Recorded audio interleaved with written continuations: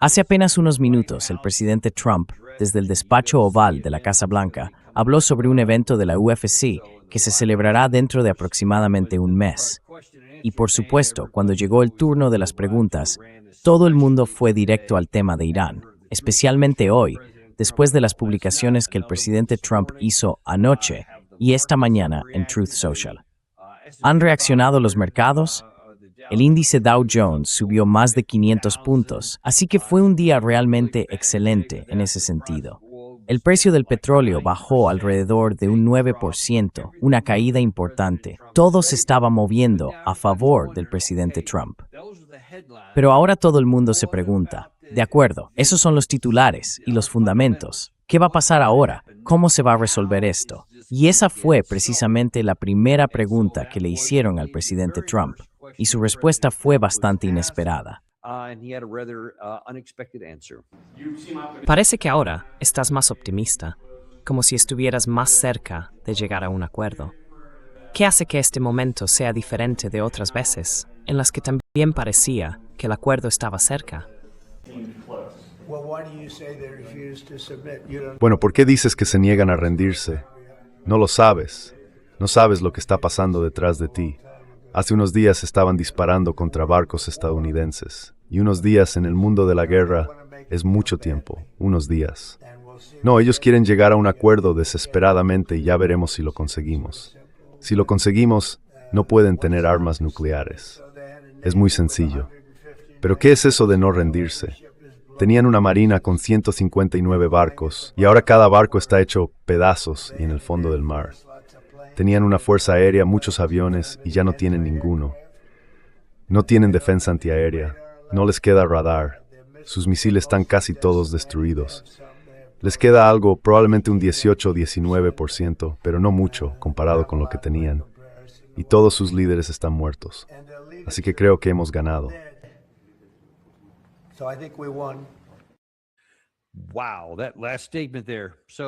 Vaya, esa última frase. Así que creo que ganamos. El presidente Trump está haciendo justo lo que llevo pidiendo a la gente que no haga desde que empezó todo esto, incluso desde antes, y es mirar las hojas de cálculo. Bueno, según esta hoja que tengo delante, han perdido tantos misiles, han perdido tal porcentaje de barcos hundidos, de aviones destruidos en tierra. Defensa aérea, comprobado. Vale, sí, todos sus líderes están muertos. Por tanto, hemos ganado, porque mi hoja de cálculo tiene muchos más de todos esos datos. Así que supongo que la guerra se ha acabado. Pero las guerras no se libran en hojas de cálculo. Y eso es precisamente una de las cosas que más me preocupa.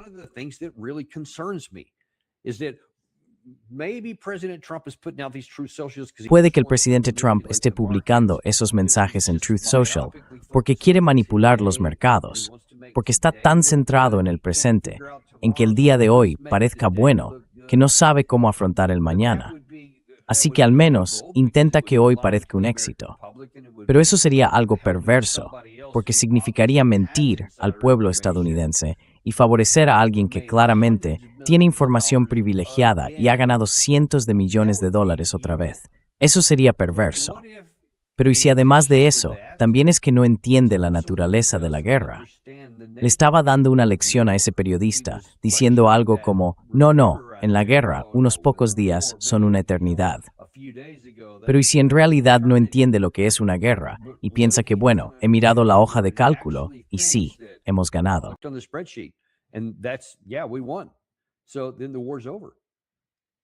Entonces, la guerra ha terminado, ¿verdad? Obviamente, bueno, debería ser obvio. Da igual lo que diga la hoja de cálculo. Y por cierto, algunas de esas cosas, en realidad, muchas de las que mencionó son completamente inexactas. No sé si él mismo se lo cree o si simplemente lo dice para quedar bien. Ese es el problema. Nunca se puede saber, con lo que dice el presidente Trump, qué es lo que realmente quiere decir. Pero los hechos son que la marina que importa no está, ni mucho menos, destruida. Probablemente todavía miles de esas lanchas de ataque rápido. Y seguramente también un número considerable de esos drones embarcados, los drones acuáticos, además de los aéreos. De esos tienen de sobra. Y aún conservan misiles submarinos.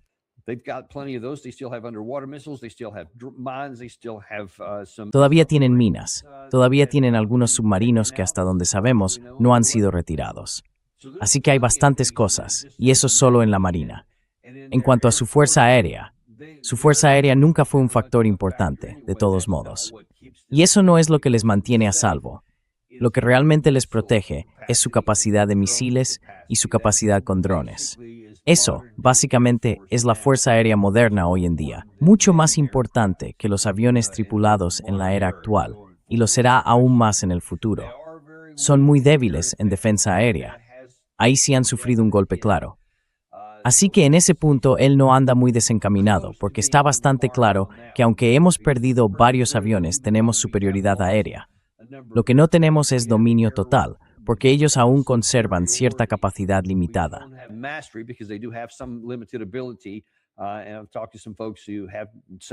He hablado con algunas personas que saben cómo han operado nuestros aviones allí, y sí, tienen una preocupación razonable por las capacidades que Irán ha demostrado, pero es una preocupación limitada, ¿de acuerdo?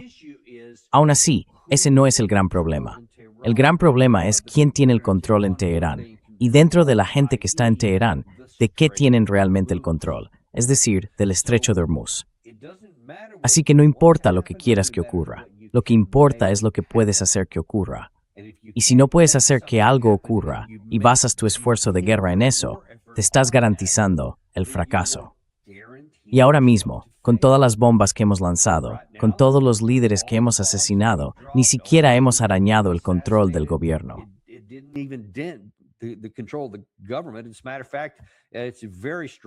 De hecho, hay un argumento muy sólido para decir que ayudamos al gobierno.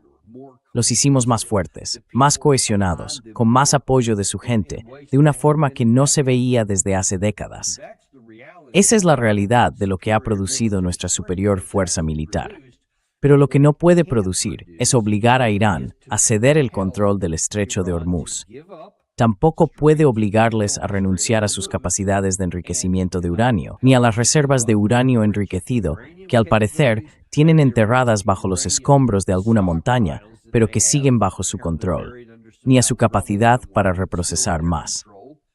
Y esos son los temas centrales sobre los que intentamos ejercer presión.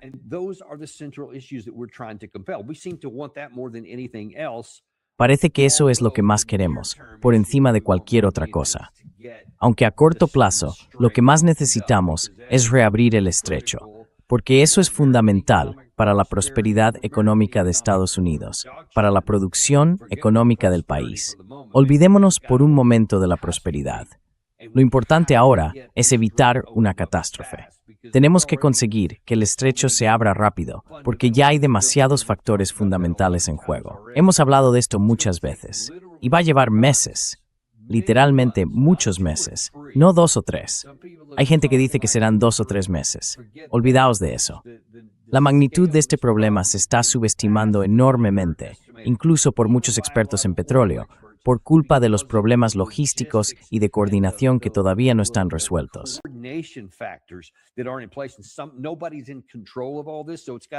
Nadie controla todo esto, así que habrá que hacerlo por partes y volver a montarlo. La gente no está pensando bien en eso. Lo están viendo casi como si fuera algo en línea o en una hoja de cálculo. Dicen, bueno, hay tantos barcos, tardarán tanto en llegar. Pero alguien tiene que coordinar eso con cada barco y luego coordinarlo con las distintas zonas, lo que sea. En resumen, va a ser un lío, y nada de ese lío se puede empezar a arreglar hasta que abramos el estrecho. Por eso es tan importante que tengamos una comprensión realista de lo que tenemos delante, para poder tener una posibilidad real de acabar con esto.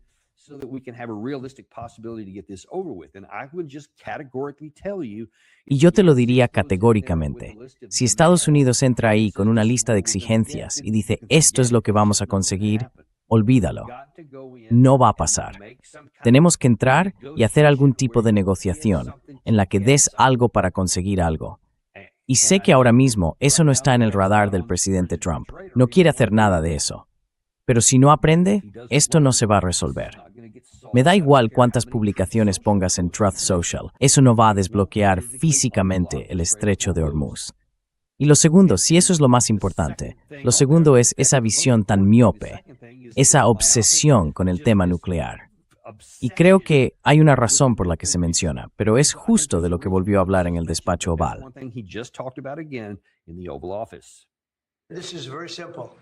Esto es muy sencillo. Irán no puede tener un arma nuclear porque por duros que sean queremos que sigan vivos. Queremos que todos vosotros sigáis vivos. Irán no puede tener un arma nuclear y no la tendrá. Y han aceptado eso, entre otras cosas. Sí.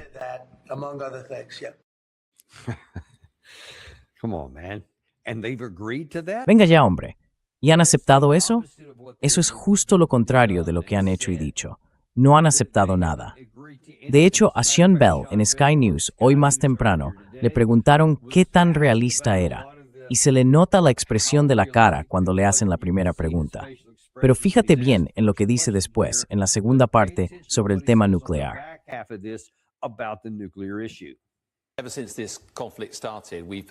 Desde que empezó este conflicto hemos escuchado todo tipo de declaraciones, sobre todo en Truth Social, del presidente de Estados Unidos.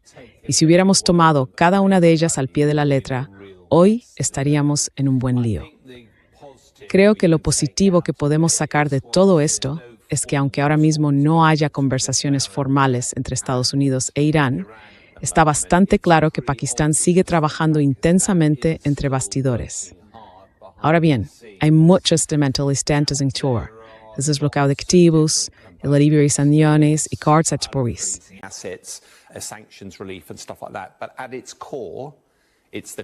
Pero en el fondo, es la declaración clara del presidente Trump de que no puede permitir que Irán tenga un arma nuclear. Y por eso, sospecho que muchos de los demás detalles acabarán perdiendo importancia. Ese es el punto clave. En cuanto a la moratoria, no está muy claro qué significa, porque los iraníes han sido muy claros al decir que van a retrasar las conversaciones sobre el tema nuclear. La última vez que se trató a fondo, se tardó casi 2 años en llegar a un acuerdo. No van a resolver eso en cuestión de horas o de días.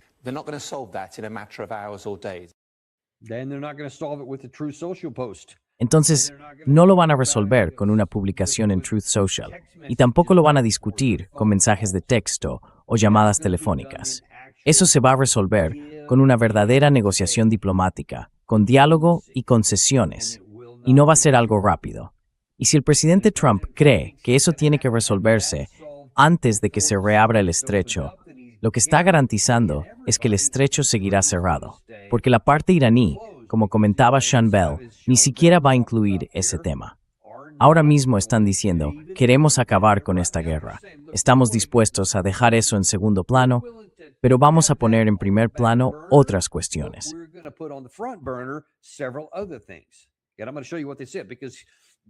Y voy a mostrarte lo que dijeron, porque si el presidente Trump está poniendo eso en primer plano, voy a explicarte por qué creo que lo está haciendo. Porque ni siquiera debería estar sobre la mesa. Tu única prioridad debería ser reabrir el estrecho de Hormuz para poder limitar el daño que ya nos ha causado la falta de petróleo, la falta de fertilizantes, de helio, de aluminio, de todos esos materiales, de todos los demás precursores relacionados. Esa debería ser la tarea número 1. Y ahora mismo no debería haber una tarea número 2. Hagamos eso primero y luego ya resolveremos todo lo demás, porque eso va a ser realmente difícil.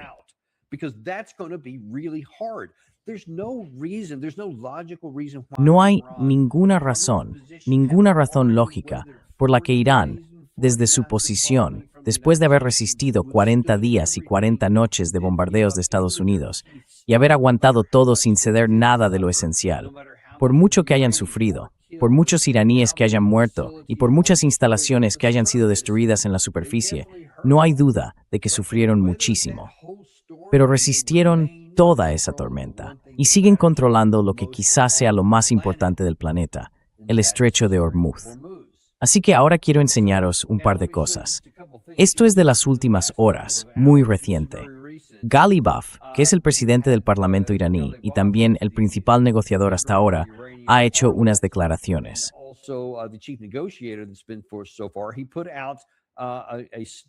Publicó un comunicado, y creo que era un video de unos 9 minutos y 35 segundos, dirigido al pueblo iraní, que aquí se tradujo.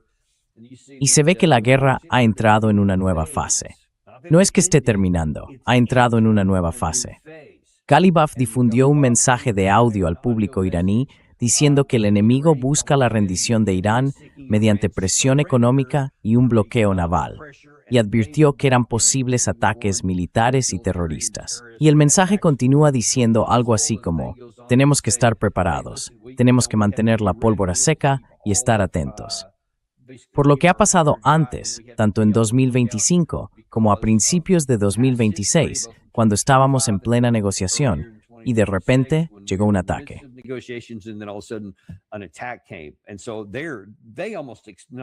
Así que casi, no casi. Muchos de ellos directamente esperan un ataque sorpresa, así que no habrá un ataque sorpresa, porque lo están esperando. Están diciendo a todo el mundo que esté preparado. Él continuó diciendo algo como: oye, estamos intentando reunir ahora a todos los expatriados de todo el mundo. Está diciendo: os necesitamos que todos nos unamos, que estemos juntos en esto. Están intentando reforzar aún más la unidad. Ahora bien, yo nunca había visto a Irán dirigirse realmente a su diáspora para decir: oye, unámonos todos con una sola voz del lado iraní. No tengo ni idea de si eso va a funcionar o no, pero eso demuestra que están pensando a largo plazo. No están actuando como si algo fuera a pasar en 1 o 2 días.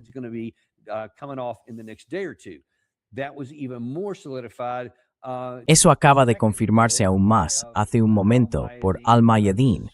Esta información viene de ISNA, que básicamente es la agencia de noticias de Irán. Están informando que Washington está ofreciendo, y esto es interesante, concesiones a Teherán. No es que hayamos oído al presidente Trump decir que Irán le está ofreciendo concesiones a él. ¿Recordáis ese primer vídeo que os mostré hace un momento? Pues bien, el presidente Trump hace apenas unos instantes en la Casa Blanca casi se burlaba del periodista que le preguntó por qué esta vez iba a ser diferente, cuando antes estuvimos cerca de un acuerdo y no funcionó.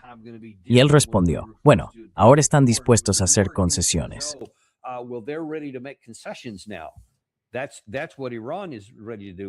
Eso es lo que Irán está dispuesto a hacer, porque están dispuestos a ceder en algunas cosas.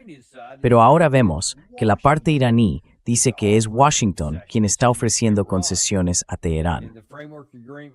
Y en el plan de acuerdo marco que se espera pronto en las negociaciones, una de las principales concesiones sería el levantamiento de las sanciones y no abordar el expediente nuclear.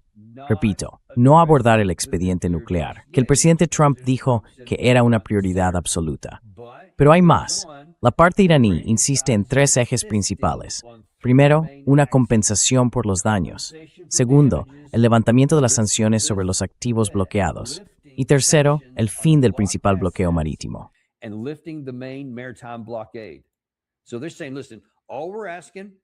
Así que lo que están diciendo es: escucha, lo único que pedimos es que retires tu bloqueo, que elimines algunas sanciones, que liberes parte de nuestros activos congelados y hablaremos del tema nuclear otro día. ¿De acuerdo? Y entonces tú puedes hacerme algunas concesiones. Perfecto, estamos dispuestos a eso. Todas estas declaraciones que te estoy contando son de las últimas 2 horas. Todo esto es muy reciente. Así que, sea lo que sea que hayas leído en Truth Social o los titulares que hayas visto en Axios, en The New York Times o en The Washington Post, esos son los temas. Si no estás escuchando la parte iraní, te estás quedando con el 50% del cálculo. ¿Cómo puedes resolver una ecuación mirando solo la mitad de los datos?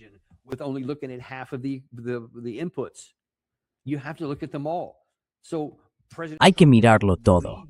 El presidente Trump es famoso por decir una cosa y luego ser otra, o por decir algo completamente contradictorio un día y algo distinto a la mañana siguiente, o incluso dentro del mismo día. Así que hay que tomarse todo lo que dice con mucha cautela, pero también hay que fijarse en lo que dice la otra parte de esta ecuación. Cuando él afirma que le están suplicando un acuerdo, que están dispuestos a hacer concesiones, y luego ellos señalan claramente que son ellos los que esperan concesiones de su parte y que el tema nuclear ni siquiera va a estar sobre la mesa.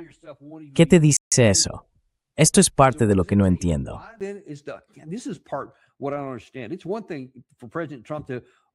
Una cosa es que el presidente Trump quiera difundir un montón de historias inventadas y se dedique a crear de la nada toda esa ficción.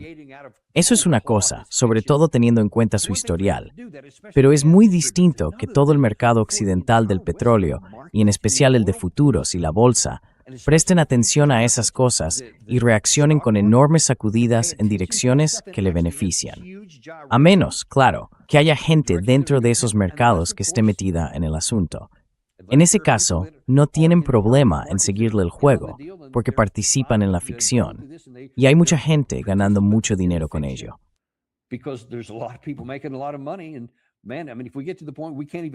Y bueno, quiero decir, si llegamos al punto en que ni siquiera podemos confiar en los mercados y todo eso resulta ser solo una forma de engañarnos, entonces estamos en un problema mucho más grande de lo que pensaba.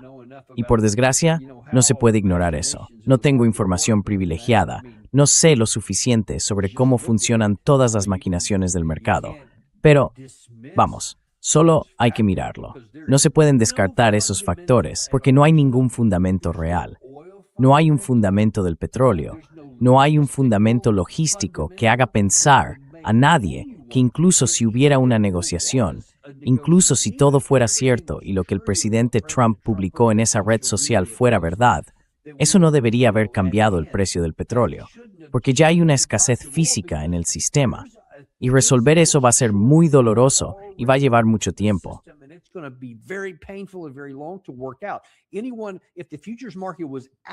Si el mercado de futuros reflejara realmente lo que se pensaba que iba a ser el precio del petróleo en junio, que es cuando se dio esa última cifra que te mostré, la que cayó tan bruscamente igual que los meses anteriores y los siguientes, si de verdad se basara en los fundamentos, entonces esos números no habrían cambiado.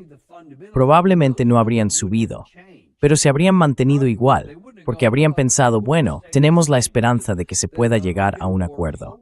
Pero no se ha llegado a ningún acuerdo.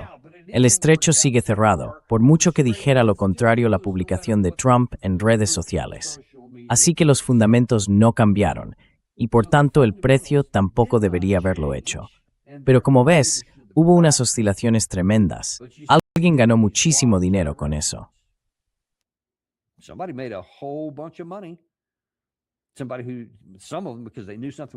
Alguien sabía que algo se avecinaba.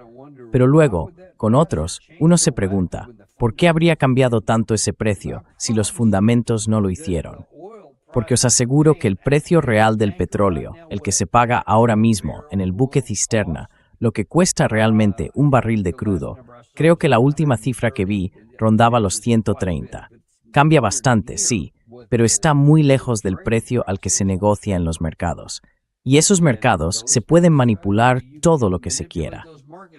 Pero amigos, eso no os va a servir de nada cuando llegue el momento de llenar el depósito de diésel este verano, sobre todo, o de producir combustible para volar a donde queráis, o de conseguir fertilizante para vuestros cultivos. No os va a ayudar en ninguna de esas cosas.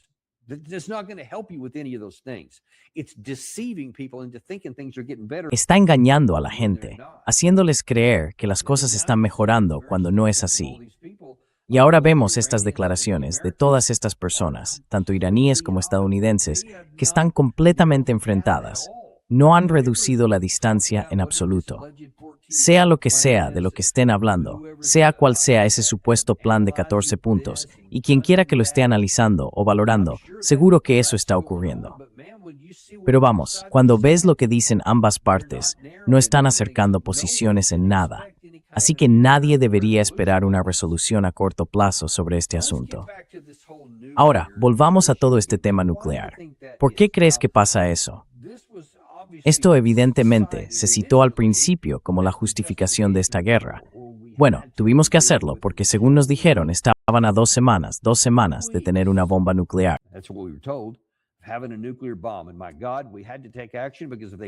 Y madre mía, tuvimos que actuar, porque si llegaban a conseguir el arma nuclear, estamos hablando de un régimen teocrático completamente fuera de sí, y la usarían. Eso es lo que dice el presidente Trump. Eso es lo que dicen sus seguidores. Pero no hay ninguna prueba real de nada de eso. De hecho, hay muchas pruebas que apuntan justo a lo contrario. Aún así, eso fue lo que utilizamos como argumento. Y luego, claro, el presidente Trump metió la pata junto con el secretario de Guerra, Pete Hegseth, unas semanas más tarde, y admitió que, bueno, en realidad, todo ese material nuclear, el polvo nuclear, como le gusta llamarlo al presidente Trump, sigue enterrado bajo montañas, 3 montañas distintas de escombros, después de que los bombardeáramos durante la Operación Martillo de Medianoche, en el año 2025. Así que no podían estar a 2 semanas de conseguirlo, porque ni siquiera tienen acceso a ese material, y mucho menos la de reprocesarlo. En resumen, quedó al descubierto que todo aquello era una mentira.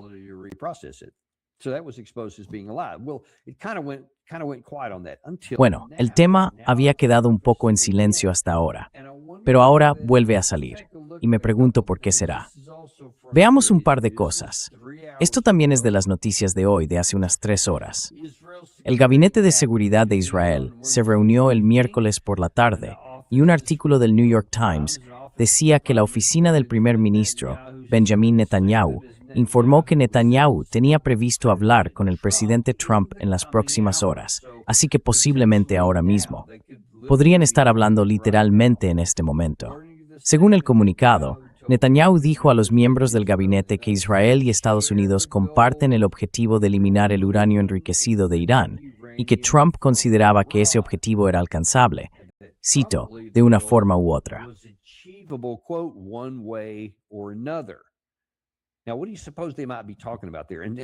Ahora bien, ¿qué crees que quieren decir cuando afirman que uno de los objetivos principales es retirar todo ese material reprocesado, además de asegurarse de que no puedan tener un arma nuclear? Y aquí vemos algo interesante, del Jerusalem Post. Creo que este artículo es de ayer. El titular dice, lo que todo el mundo está malinterpretando sobre los informes de inteligencia de Estados Unidos acerca de la amenaza nuclear iraní. En el análisis se señala que, aunque Estados Unidos pueda cuestionar si las guerras de 2025 y 2026 merecieron el sacrificio, desde el punto de vista israelí, ambas estuvieron claramente justificadas.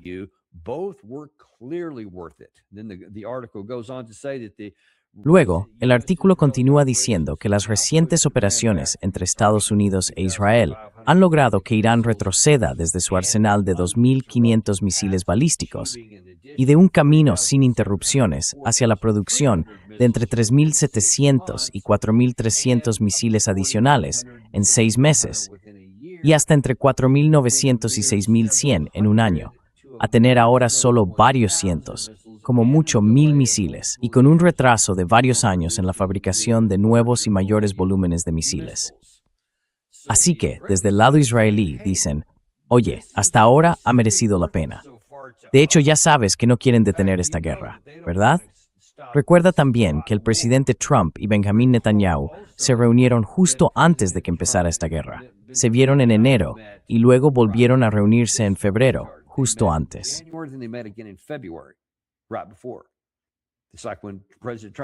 Es como cuando parecía que el presidente Trump empezaba a mostrarse débil, como si tal vez no fuera a iniciar esta guerra. Es como si necesitara un cara a cara con el tipo que realmente está tomando las decisiones. Mira, sé que eso a algunos no les gusta. No quieren oírlo, pero me da igual, porque las pruebas muestran que Netanyahu está ejerciendo una enorme influencia y presión sobre el presidente Trump. Y el hecho de que cada vez que Netanyahu habla, el presidente Trump actúe, llámalo como quieras. Sé que el presidente Trump ha dicho con énfasis, y lo ha publicado en Truth Social. No, yo tomo mis propias decisiones, nadie más lo hace. ¿Qué otra cosa va a decir? Claro, es lo que tiene que decir. Pero ya lo he dicho antes, si después de que hablen vemos que se produce alguna acción, eso te dice quién está realmente tomando las decisiones aquí.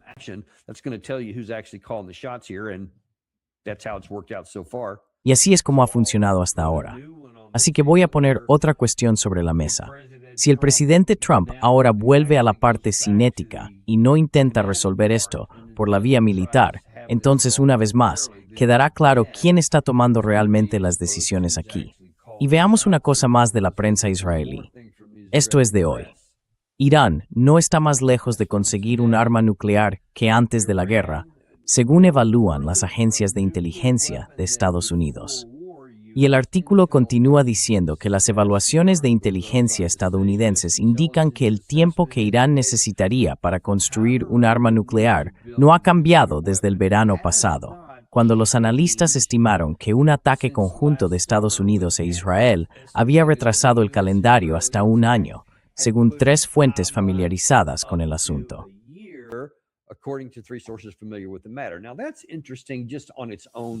Eso por sí solo ya es interesante, porque es como decir, espera un momento. Las agencias de inteligencia de Estados Unidos dijeron que Irán estaba a un año de lograrlo después del ataque de 2025, después de haber destruido todas sus capacidades, a un año. Y ahora están diciendo lo mismo otra vez hoy. Bueno, un año no son 2 semanas, amigos. Eso, para empezar. Así que, o bien, probablemente ninguna de las 2 estimaciones sea precisa. ¿Quién sabe en qué se basan para decir que falta un año? Pero se puede ver que esto es muy importante para el lado israelí. Dijeron, primero, creemos que ha merecido la pena, así que no queremos parar. Porque, según ellos, aunque no sé cómo validan esas cifras, Irán habría tenido toda esa capacidad para construir esa arma.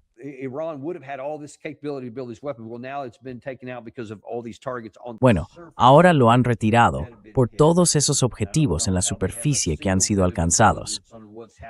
No sé cómo pueden tener ni un poco de información sobre lo que pasa bajo tierra, en esas montañas, en esas ciudades de misiles, de las cuales solo 1 o 2, como mucho, han resultado dañadas. Así que no entiendo cómo creen que han limitado su capacidad para protegerse de esta misma actividad. Tenían todo eso bajo tierra, la mayor parte de la producción, no solo el almacenamiento. Así que no sé en qué se basan, la verdad.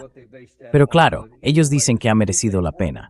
Aún así, su problema sigue siendo ese asunto nuclear. Y están diciendo, oye, el calendario no ha cambiado. Así que para ellos, esto sigue siendo un tema abierto, sigue siendo un tema delicado. Quieren sacar el material nuclear y evitar que puedan reprocesar más.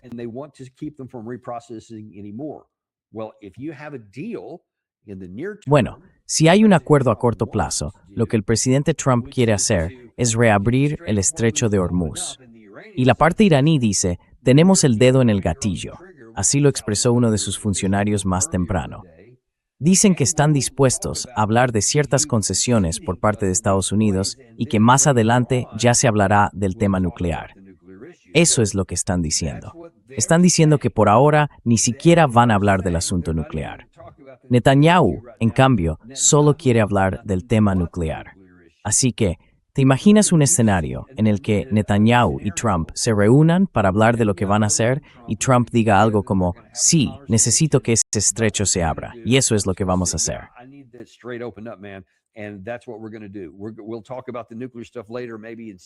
Hablaremos del tema nuclear más adelante, quizá dentro de unos 6 meses podamos conseguirlo. Pero eso nunca va a pasar. Quiero decir, ¿te imaginas por qué Irán iba a aceptar algo relacionado con las armas nucleares una vez que tenga abierto el estrecho y siga controlándolo a través de esa entidad que llaman la Autoridad del Estrecho del Golfo Pérsico, donde van a cobrar peajes, tasas y todo lo demás, y además tener el control? No van a renunciar a eso. Ellos mismos han dicho que para ellos eso no es negociable. Así que, con todo el optimismo que muestran tantos titulares en Estados Unidos, y tanto de lo que dice la prensa tradicional, y todos esos seguidores en algunos canales, que en fin, no hacen más que alabar a Donald Trump, esos canales que parecen tener su propio himno de Donald Trump, seamos sinceros con esto, no es verdad.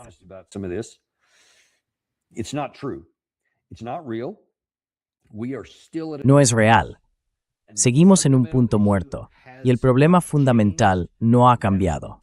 Y es que ahora el lado iraní ha sido empujado a tomar el control del estrecho de Hormuz, algo que no habían hecho en estos 47 años. Por mucha capacidad latente que pudieran tener, nunca se materializó, porque nunca los pusimos en una situación en la que fuera una lucha existencial, en la que lo único que les quedara para sobrevivir fuera controlar el estrecho.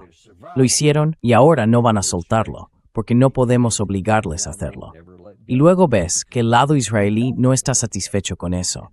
Quieren que desaparezca todo lo nuclear y también todo lo relacionado con los misiles.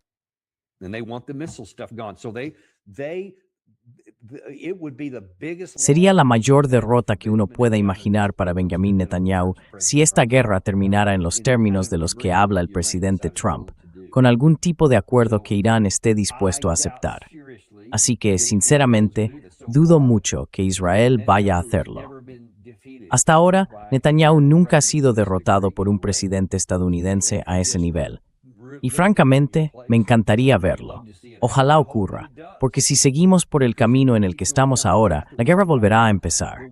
Israel está tan obsesionado con la capacidad de misiles de Irán, con su capacidad nuclear, con capacidad de reprocesamiento y el material reprocesado. Dicen, no me importa el estrecho de Hormuz, no me importa el petróleo.